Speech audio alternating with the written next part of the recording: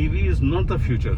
Okay नहीं seriously sir, मतलब I am shocked, मुझे पहली बार पता लगा आपके इस तरह। हाँ, देखिए एक थोड़ा सा रिग्रेट है, जी थोड़ा सा रिग्रेट है बिकॉज नॉट मैं ऑब्वियस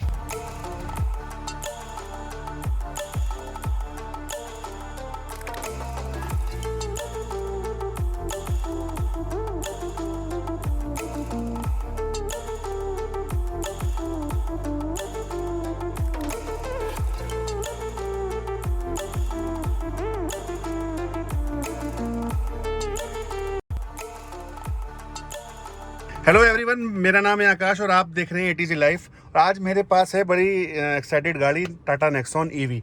मैं खुद बहुत एक्साइटेड हूँ इसका रिव्यू करने के लिए। मैं काफ़ी टाइम से ढूंढ रहा था कि मुझे कोई नेक्सॉन ओनर मिले जो ईवी रख रहा हो और मैं रिव्यू ले पाऊँ कि फ्यूचर में, क्योंकि फ्यूचर यही है।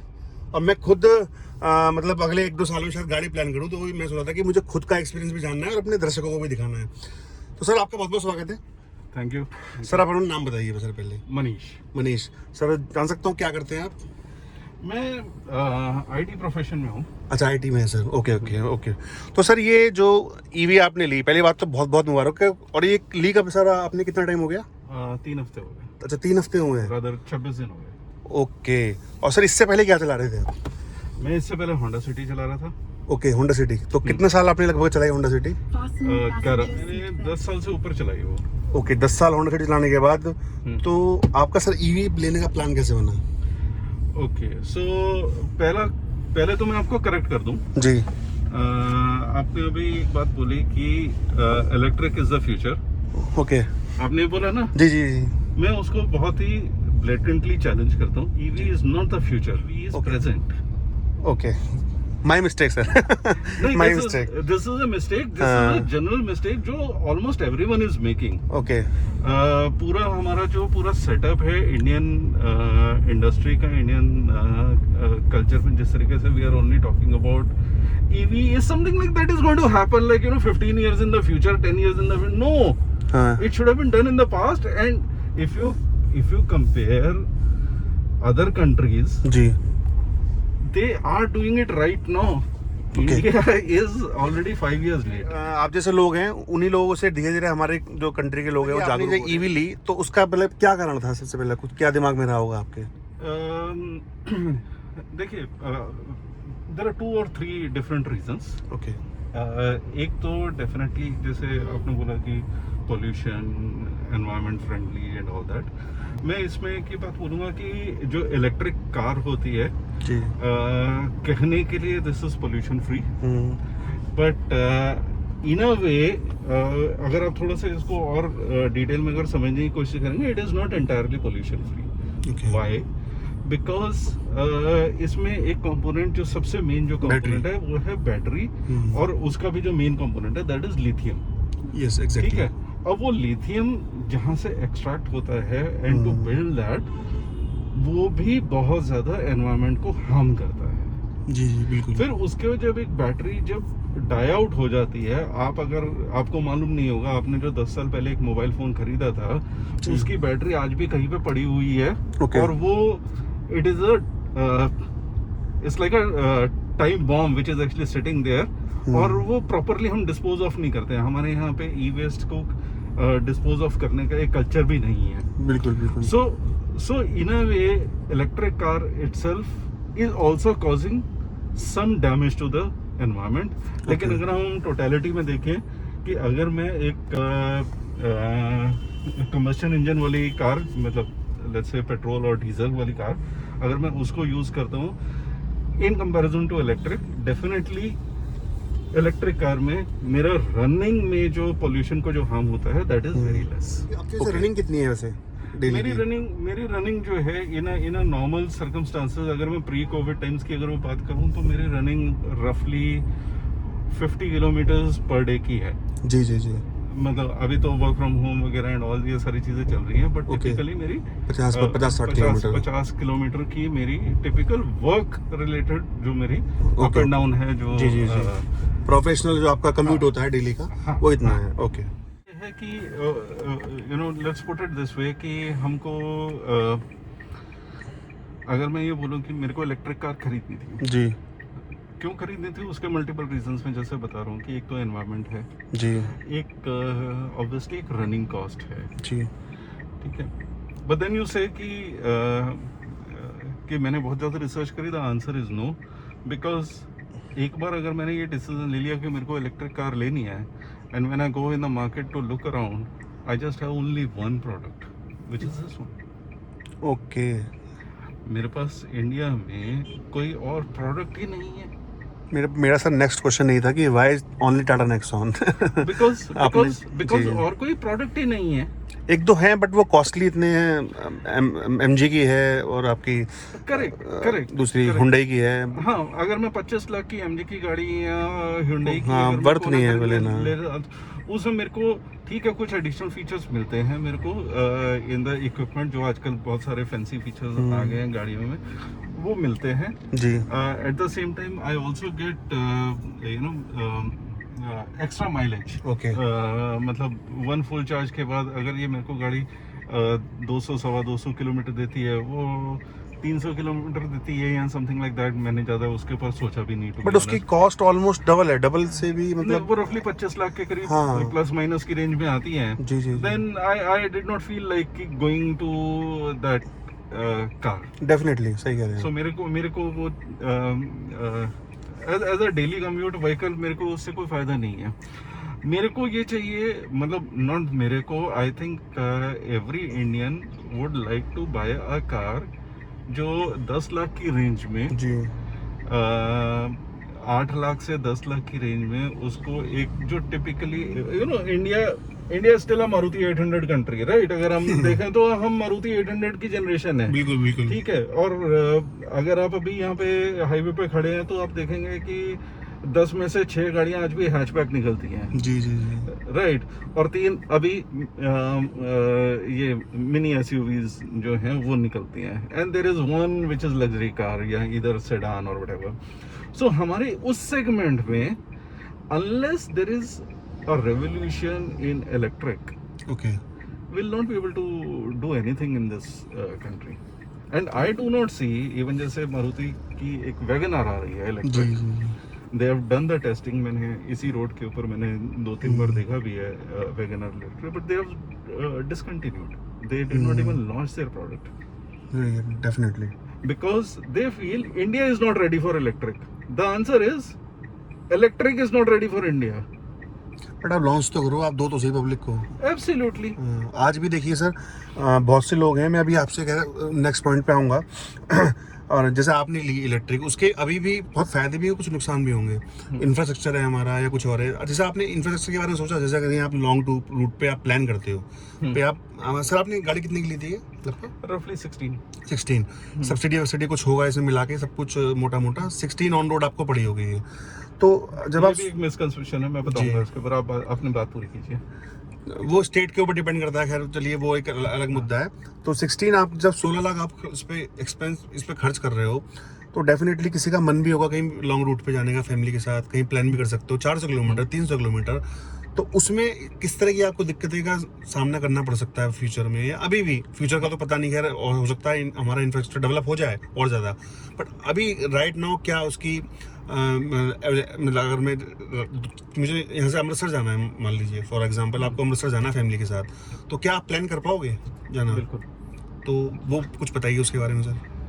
सो I will answer this question in 2 ways। जी आपने एक क्वेश्चन पूछा कि आपने एग्जांपल जो कोट किया कि दिल्ली से अमृतसर, जी पहले मैं उस टॉपिक का आंसर देता हूँ कि if I want to travel from here to Amritsar, तो हाउ डिफिकल्ट और how easy it is quite easy.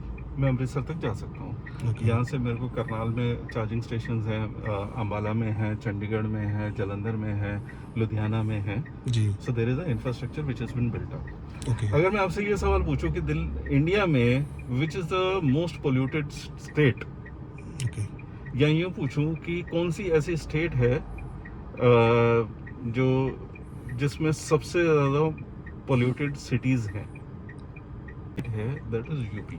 Okay Banaras, Kanpur, Lucknow, Ghaziabad, ये वर्ल्ड टॉप 10 में ये सिटीज़ रैंक करती हैं। यहाँ पर इनका कोई एग्रेसिव कोई पुश ही नहीं है। फोकस नहीं है अभी इस पे। हाँ, मेरे को अगर यहाँ से अगर लखनऊ जाना है, जी यू नो यूपी में it's like, you know Delhi Lucknow और Noida Lucknow is suppose to be like, you know that frequent की मेरे को मतलब आप यमुना एक्सप्रेसवे, गंगा एक्सप्रेसवे बना रहे हैं, there is no charging station on that. इतना लंबा एक्सप्रेस वे 500 किलोमीटर का। अगर मेरे को 500 किलोमीटर में दिल्ली से अमृतसर की अगर बात करें, वो भी 500 किलोमीटर पड़ता है। दिल्ली से अगर लखनऊ या कानपुर बोलते हैं, वो भी वही 500 किलोमीटर की रेंज में पड़ता है। तो इस रेंज में मेरे पास बीच में कोई चार्जिंग स्टेशन नहीं है। जी मुझे अगर दिल्ली से नैनीताल जाना है, जिम कॉर्बेट जाना है, ये गाड़ी लेके मैं नहीं जा सकता क्योंकि बीच में कोई चार्जिंग स्टेशन नहीं है। लेकिन अगर मेरे को ये दिल्ली से शिमला अगर जाना है तो आई हैव नो प्रॉब्लम्स। अच्छा, there is a Karnal, I think Panipat में भी है करनाल, शायद। चंडीगढ़, ओके इवन बहुत सारे होटल्स हैं जिन्होंने चार्जिंग स्टेशंस लगाने स्टार्ट कर दिए हैं। ओके। सो जो लोकल अथॉरिटीज हैं, they have to come up and do something. Delhi government ने सब्सिडी दे रहे थे, अभी पता नहीं क्या स्टेटस है, मुझे मालूम नहीं है। दिल्ली गवर्नमेंट सब्सिडी दे रही है, रजिस्ट्रेशन के ऊपर सब्सिडी है एंड ऑल दैट। यूपी में देयर इज नो सब्सिडी।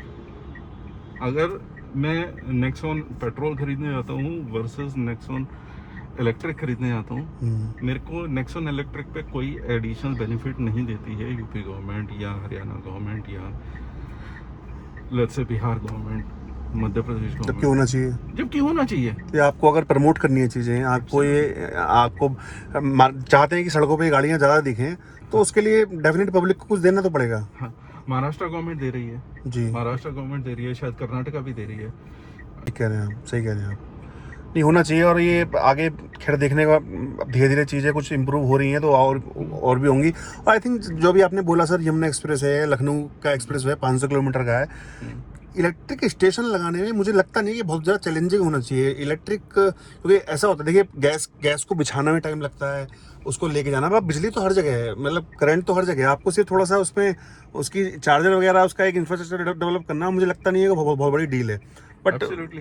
ठीक है, हमारी गवर्नमेंट को उस पर काम करना चाहिए, कहीं ना कहीं लैग जरूर है, बट फिर भी मगर आप जैसे लोग हैं जो इस चीज़ को समझ रहे हैं, फिर भी ले रहे हैं उस चीज़ को, और कई लोगों को मोटिवेट भी कर रहे हैं लेने के लिए। देखिए, जब मैं ले सकता हूँ तो आप क्यों नहीं ले सकते। यूपी गवर्नमेंट में, यूपी गवर्नमेंट की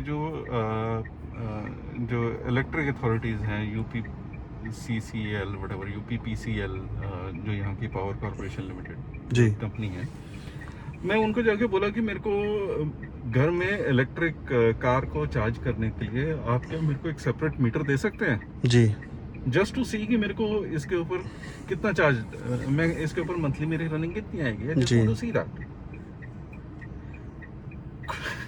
कोई नो रिस्पॉन्स। ही सेड कि अगर आपको इलेक्ट्रिक चार्जिंग के लिए यहाँ पे अगर कनेक्शन लेना है तो उसका जो पर यूनिट कॉस्ट आएगा वो 10 रुपए पर यूनिट आएगा। ऐसा क्यों? Are you crazy? मतलब मेरे को प्रोत्साहन देने की बजाय आप मेरे को पनिश कर रहे हैं कि आपने घर में इलेक्ट्रिक कार क्यों ले ली है। मतलब अच्छा, ऐसा भी कुछ है क्या? सब सीरियसली, मतलब ये पहली बार मैंने सुना है, क्योंकि मैं भी गाजियाबाद में रहता हूँ, और जो आई थिंक 7-8 रुपए के आसपास मैक्सिमम इसका यूनिट का चार्ज है। 7 रुपए यूनिट का हाँ, चार्ज 7 है। रुपए। मैंने उसको जाके बोला कि जो यहाँ पे ऑफिसर है, मैंने जाके बोला कि मेरे को एक इलेक्ट्रिक कार के लिए, मेरे को इलेक्ट्रिक कार चार्जिंग के लिए मेरे को सेपरेट कनेक्शन दे दो।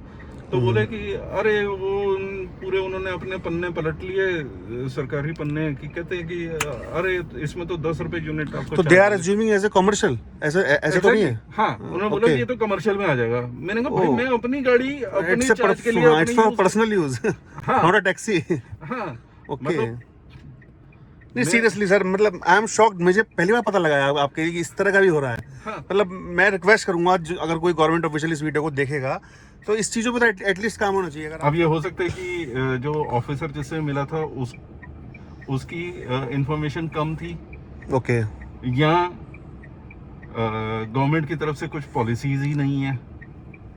अच्छा सर, आप जैसे आपका एग्जिस्टिंग जो इलेक्ट्रिक कनेक्शन है, क्या आप उसी पे आप इंस्टॉल करवा लीजिए? तो उसमें वो तो मैंने कर दिया होगा। तो उसमें एडिशनल कनेक्शन का आई डोंट थिंक कोई रिक्वायरमेंट होगा। मेरे को जैसे दिल्ली गवर्नमेंट में है, दिल्ली गवर्नमेंट में क्या है कि अगर आपने इलेक्ट्रिक के लिए वो आपको सेपरेट कनेक्शन दे देते हैं जी।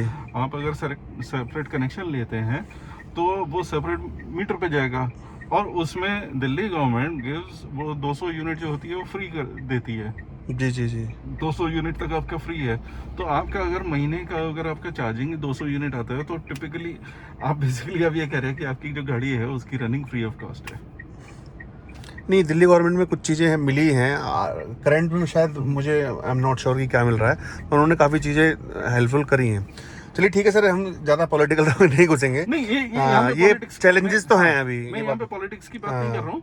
मैं यहाँ पे ये बता रहा हूँ कि हमारा जो माइंडसेट है, हमारी हाँ, अथॉरिटीज का जो माइंडसेट है, वो इलेक्ट्रिक व्हीकल को सपोर्ट नहीं करता, प्रमोट नहीं करता है।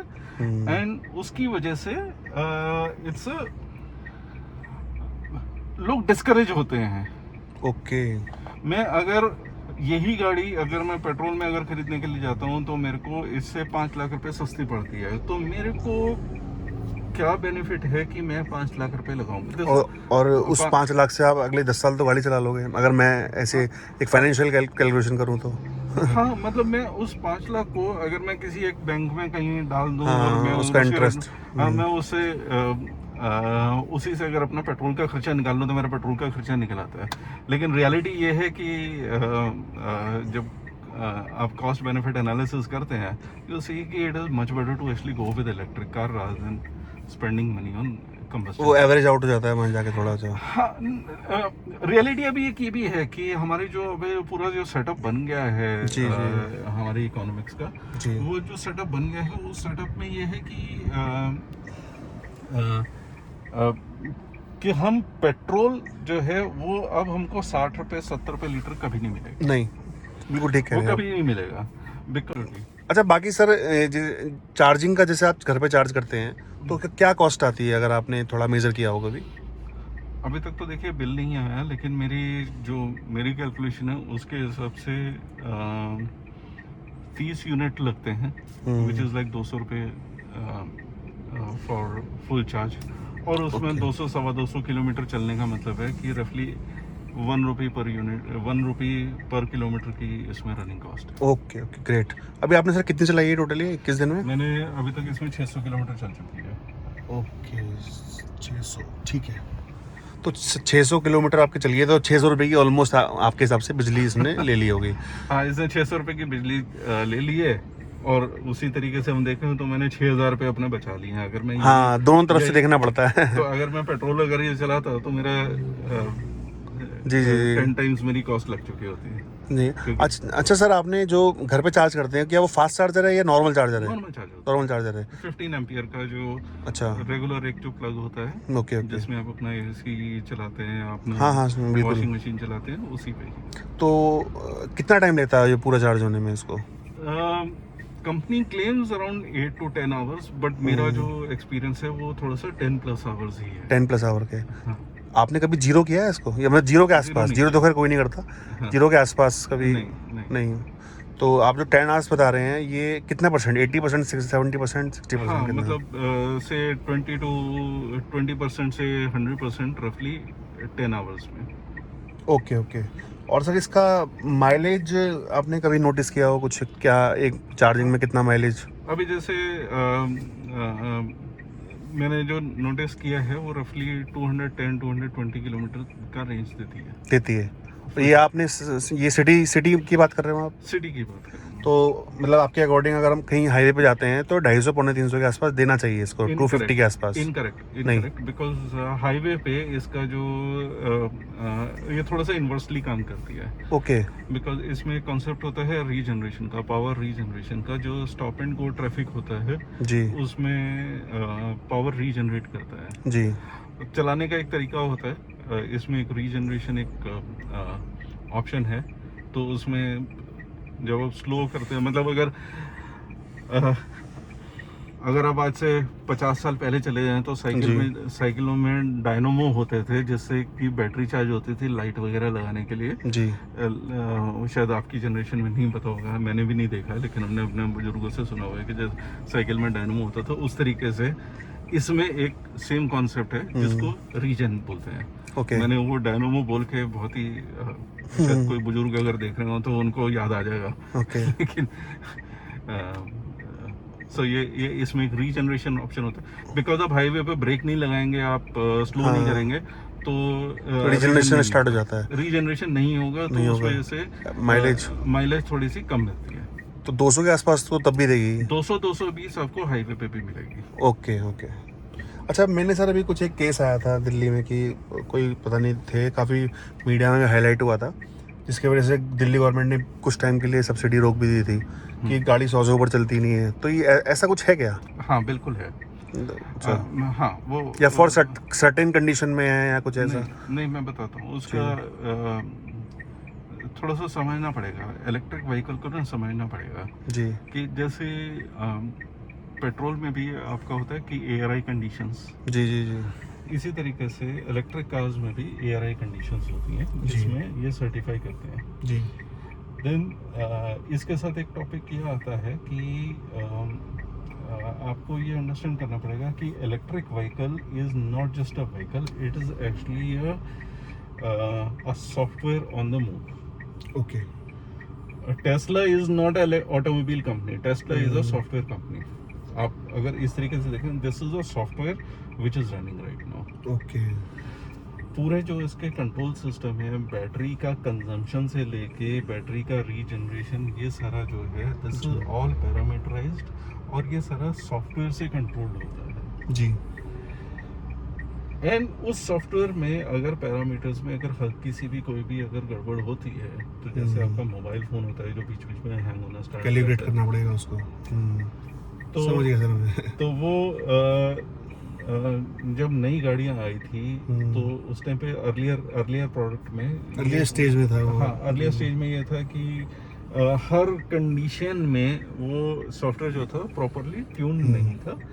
तो जब इस गाड़ी की सर्विस होती है, मैंने अभी तक नहीं कराई है, अभी शायद और 15 दिन के बाद तो सर्विस में सर वैसे क्या होगा इसमें? कोई इंजन ऑयल तो है नहीं। एग्जैक्टली, इसमें सिर्फ वो सॉफ्टवेयर अपडेट ही होता है। ओके ओके, बस जाइए वॉश करवाइए सॉफ्टवेयर, वो कराया और घर आ जाइए। हाँ हाँ। तो सर्विस का कुछ चार्ज वार्ज तो ऐसा कुछ होगा नहीं इसमें? कुछ होगा कुछ ना कुछ तो नॉमिनल चार्जेस कुछ होंगे? हाँ, 3 सर्विसेज तो फ्री है ही, मुझे मालूम मतलब उसके आगे का। हाँ हाँ। अच्छा, इसकी सर बिल्ड क्वालिटी तो खैर सब जानते ही, 5 स्टार रेटिंग गाड़ी है और अच्छी बताते हैं टाटा की बिल्ड क्वालिटी भी।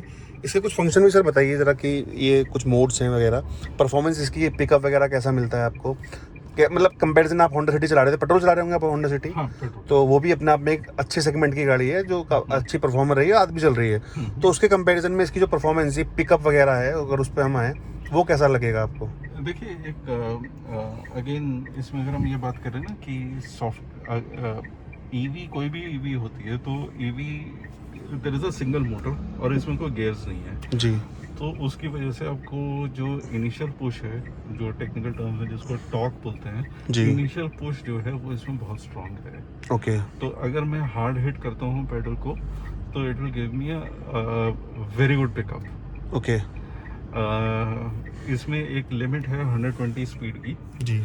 तो 120 स्पीड से ऊपर मैं ड्राइव नहीं कर सकता हूँ, लेकिन मेरे को 120 अगर करना है तो मैं होंडा सिटी से पहले 120 से ऊपर जाएंगे तो बैटरी को अभी ड्रेन कर देगी जल्दी। देंगे। वैसे 120 सर स्पीड मतलब डिसेंट स्पीड होती है यार, हाईवे पे से भी उससे ऊपर चलाना भी नहीं चाहिए। हाँ।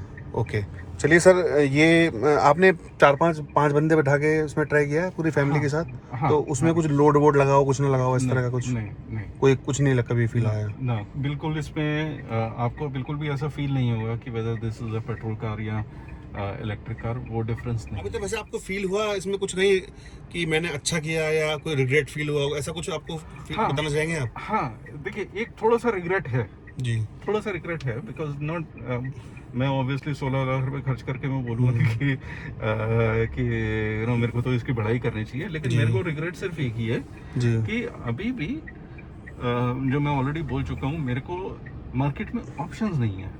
जी। मुझे जाके एक होंडा की ईवी को कंपेयर करना है, मेरे जी। को एक Hyundai की ईवी को कंपेयर करना है, टाटा की ईवी को कंपेयर करना है, मारुति की ईवी को कंपेयर करना है।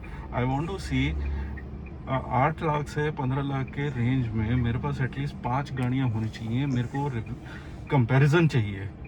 मेरे पास आज इस टाइम पे इंडस्ट्री में, मार्केट में सिर्फ एक ये प्रोडक्ट है। ओके। I am bound. अगर आपको ईवी ही लेनी है तो आपके पास यही और ये कह सकते हैं कि अभी फिलहाल टाटा की मोनोपोली है नहीं, मैं थोड़ा सा एक I want to actually step back. आपने बोला कि मेरे को अगर ईवी लेनी है, मैं ये इस तरीके से देखता हूँ कि मुझे पेट्रोल गाड़ी लेनी ही क्यों है। जी जी जी बिल्कुल। आप मुझे कन्विंस करिए कि मेरे को आज अगर एक गाड़ी खरीदनी है, चाहे वो 5 लाख की खरीदनी है, चाहे 1 करोड़ की खरीदनी है, मुझे पेट्रोल की गाड़ी क्यों खरीदनी है? जी why should I be buying petrol car? अभी एक सर माइंडसेट बना हुआ है कि हाँ वही पेट्रोल डीजल वाला, धीरे धीरे लोग शिफ्ट हो रहे हैं। इसीलिए आप जब कह रहे हैं कि EV is the future, no, EV is present. But I hope कि सर ये अगले 1-2-3 साल में ये डेफिनेटली इम्प्रूव होगा ही, मतलब है ना, आगे जाके नहीं होगा। नहीं होगा। द रियलिटी इज कि अगर वर्ल्ड ईवी का जो एक ग्रोथ प्लान अगर आप देखेंगे, जी देयर आर कंट्रीज, चाहे वो यूएस, ऑस्ट्रेलिया तो चलो छोड़ दीजिए, यूरोप कंट्रीज को तो छोड़ दीजिए, यूरोपियन कंट्रीज को, छोटी कंट्रीज लाइक इवन श्रीलंका, जी उन्होंने एक रोड मैप दिया है कि बाय 2035 या 2030 उनको अपनी रोड के ऊपर इलेक्ट्रिक व्हीकल्स को इतने परसेंट तक लेके आना है। 80% या 70% व्हाटएवर जो भी है। हमारी गवर्नमेंट के पास कोई ऐसा रोड मैप नहीं है। बिल्कुल ठीक कह रहे हैं आपके पास अगर रोड मैप होगा तो आप प्लान करेंगे, प्लान होगा तो आप एक्शन करेंगे। आप अभी एक्सपेक्ट कर रहे हैं कि there will be some people in the market जी जो जाके एडवेंचरस है और वो जाके ईवी खरीद लेंगे जी। एंड एक्सपेक्ट करेंगे कि ईवी मार्केट अपने आप ग्रो हो जाएगी। ऐसे नहीं होगी। अभी सर रिसेंटली ना 2 दिन पहले एक स्टेटमेंट, जो मिस्टर मुंजाल हैं, हीरो मोटोकॉर्प के जो वो हैं, उन्होंने स्टेटमेंट दिया कि गवर्नमेंट को 2025 तक ये बोलना चाहिए, एटलीस्ट फॉर 2 व्हीलर, कि 100% 2 व्हीलर चलेंगे 2025 तक। गवर्नमेंट को बोलना चाहिए, मतलब they are giving a suggestion to government. But I think अब किस तरह के स्टेप आगे लिए जाएंगे वो तो देखना पड़ेगा। आप बिल्कुल ठीक कह रहे हैं, और इसमें स्टेप मारुति के चेयरमैन का अगस्त के महीने में स्टेटमेंट आया था। जी जी जी। They have been working on Wagon R EV. पिछले 1-1.5 साल से काम कर रहे हैं, जो मैंने अभी शायद थोड़ी देर पहले बताया भी था कि वो इस रोड के ऊपर मैंने उनको टेस्टिंग करते हुए भी देखा है जी। उन्होंने वो प्रोजेक्ट अपना शेल्व कर दिया। उन्होंने बोल दिया कि we will not launch electric vehicle till the time country is ready for EV. Definitely हाँ सर, बीइंग ए बिजनेसमैन वो तो अपना देखेंगे ना इतना, क्योंकि नई टेक्नोलॉजी को पूरा इम्प्लांट करने में जो कॉस्ट आती है, कॉस्ट इन्वॉल्व होती है, उसके बाद जो बहुत चीज़ें हैं, मतलब वो भी उनका स्टेटमेंट बिल्कुल ठीक है।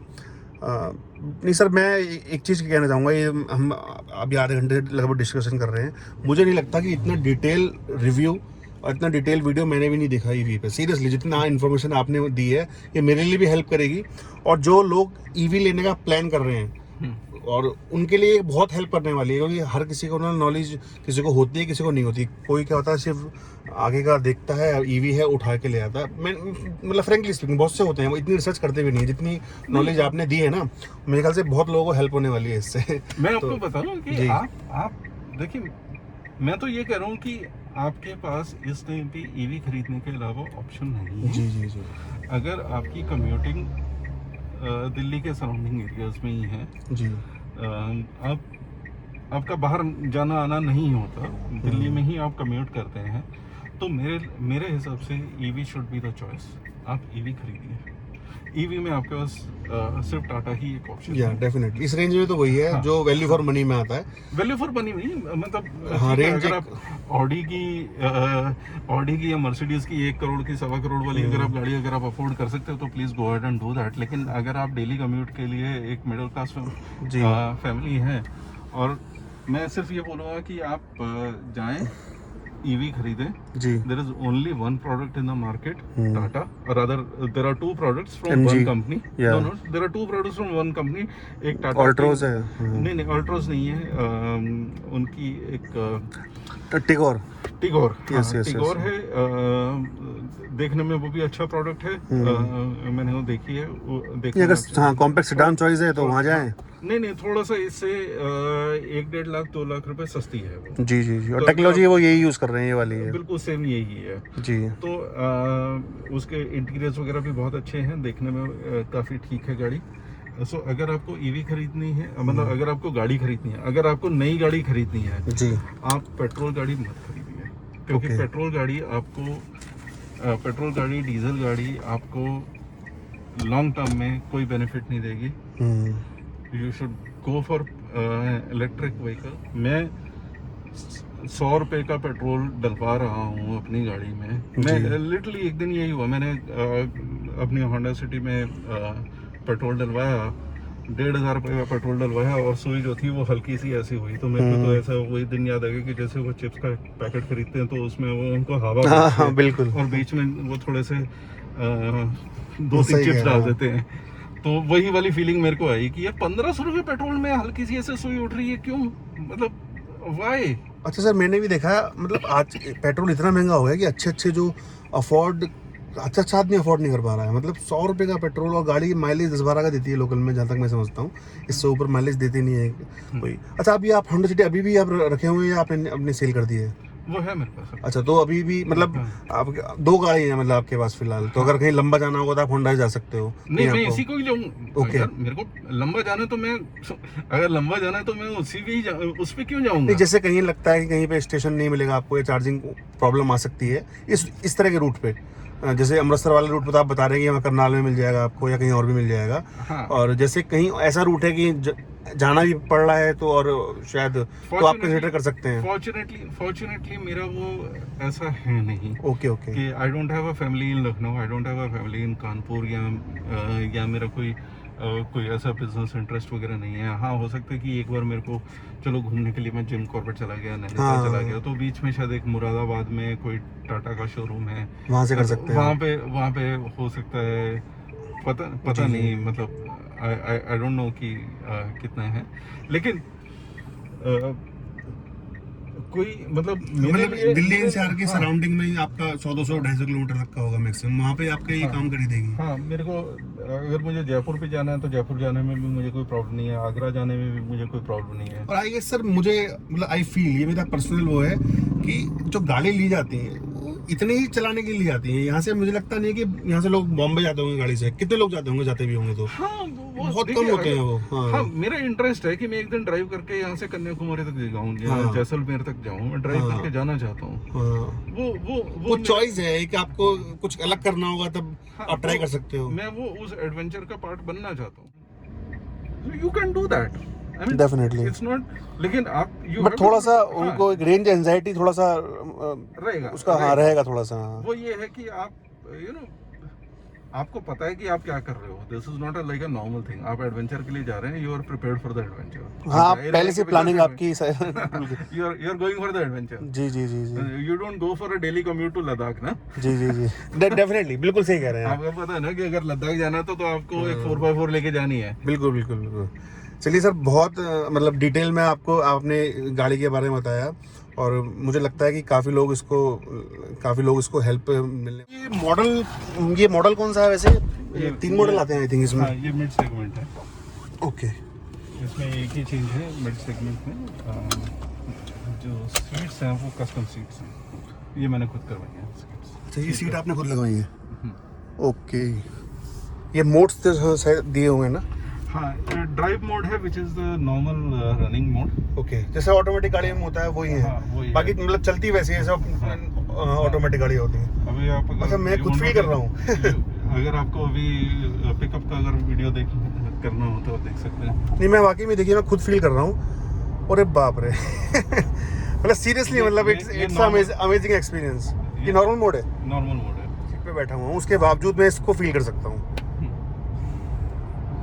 मतलब ड्राइविंग और परफॉर्मेंस के मामले में यू आर टोटली सेटिस्फाइड? हाँ। ओके।